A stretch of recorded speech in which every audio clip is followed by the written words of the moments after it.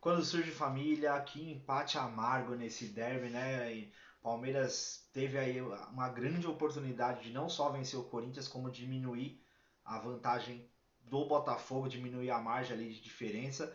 Infelizmente foi um jogo bem fraco, um jogo tecnicamente aquém do que nós palmeirenses imaginávamos e queria um derby com oportunidades, criação, um derby mais apimentado. Acabou que o jogo foi bem banho-maria, bem morno. O Palmeiras teve o controle da partida durante todo o jogo praticamente, levou ali no banho-maria literalmente. O Palmeiras teve mais volume contra o limitadíssimo Corinthians. O time do Corinthians é muito fraco, muito ruim, bem limitado mesmo. O Corinthians praticamente jogou por uma bola. E inclusive até encontrou no finalzinho ali do primeiro tempo, o Yuri Alberto ganha, rola pro Michael, o Everton fez uma grande defesa. E esse era o desenho, o Palmeiras com mais volume, o Corinthians nitidamente jogando por algumas espetadas e jogando por uma bola, né? Mas, porém, o Palmeiras, apesar de ter mais volume, o Palmeiras não teve inspiração. Foi um jogo aí sem criatividade, um jogo onde nossos principais jogadores estavam bem abaixo, né? O Veiga, o Arthur, o Rony, jogadores que estiveram bem abaixo, levaram pouquíssimo perigo, né? Tanto é que o Cássio praticamente não fez defesa.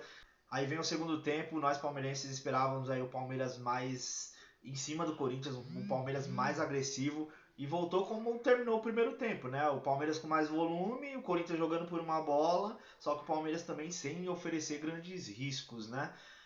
E aí eu vou pontuar algumas coisas, quero até a opinião de vocês. São situações que há algum tempo eu pontuo, né? O Abel, obviamente nós palmeirenses amamos aí o Abel, mas ele não é isento de crítica, de alguma cornetagem, né? E hoje o Abel demorou muito para mexer no Palmeiras, né? Demorou bastante. Eu imaginava que ele viria com essa garotada, porém com 20 minutos do segundo tempo. Ele colocou a molecada aos 40 minutos do segundo tempo, né? E mesmo assim teve uma virada, né? Quando entrou a molecada, o Palmeiras deu um novo gás. Praticamente acuou o Corinthians no seu campo defensivo e a molecada entrou muito bem, né? Entrou o Hendrick, John, o Vanderlan, até o próprio Breno Lopes ficaram bem na partida, acuando o time do Corinthians, que continuava jogando só por uma bola, qualquer espetada aí, uma falha do Palmeiras, né? E aí o que eu quero pontuar, há algum tempo eu venho falando sobre o Hendrick. O Hendrick, nas últimas escalações dele, ele vem jogando de centroavante, ele fica de costa pro gol, basicamente a grande parte da partida, e encaixotado no meio de dois, três zagueiros, né? Quando que o Hendrick consegue alguma jogada? Quando ele na movimentação ele consegue sair desse zagueiro e fica de frente para pro gol adversário. E aí ele ganha na velocidade, na força, na técnica, na habilidade. Porém, ele fica encaixotado a maior parte do jogo.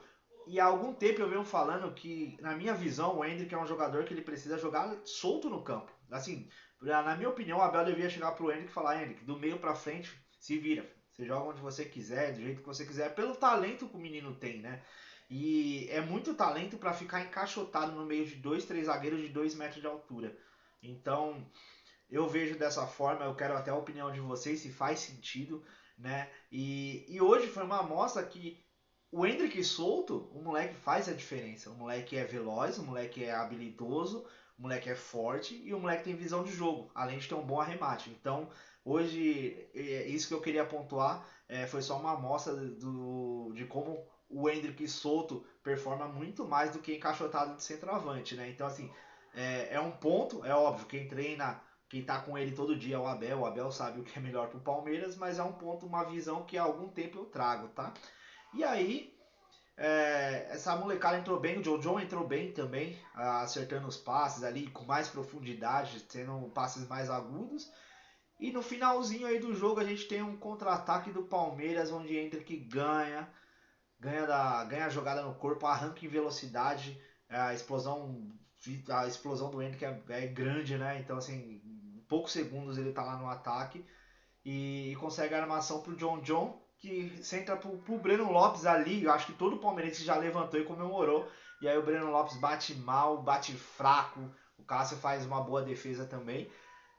Os dois goleiros trabalharam pouquíssimo, mas cara, toda vez que foi exigido dele, o Everton salvou no primeiro tempo e aí o Cássio salvou no segundo tempo. Então, permaneceu 0 a 0 aí o jogo. Foram as duas grandes chances da partida praticamente, né? A defesa do Cássio e a defesa do Everton lá no primeiro tempo. Permaneceu 0 a 0 com uma sensação que era possível a gente sair de lá com os 3 pontos, ter diminuído essa vantagem do Botafogo, né? O próprio Abel falou isso na entrevista, né? Que a sensação foi de derrota, porque dava. Todo palmeirense viu que dava. O Palmeiras com controle absoluto do jogo. O Palmeiras muito superior. Uma pena nosso time não estar numa tarde tão inspirada, né? Faltou um pouquinho mais de ímpeto pro Palmeiras.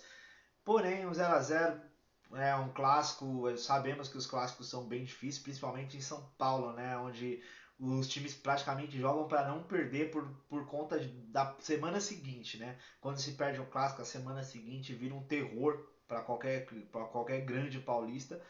E o empate não foi bom para ninguém, né? Não foi bom para a gente, né?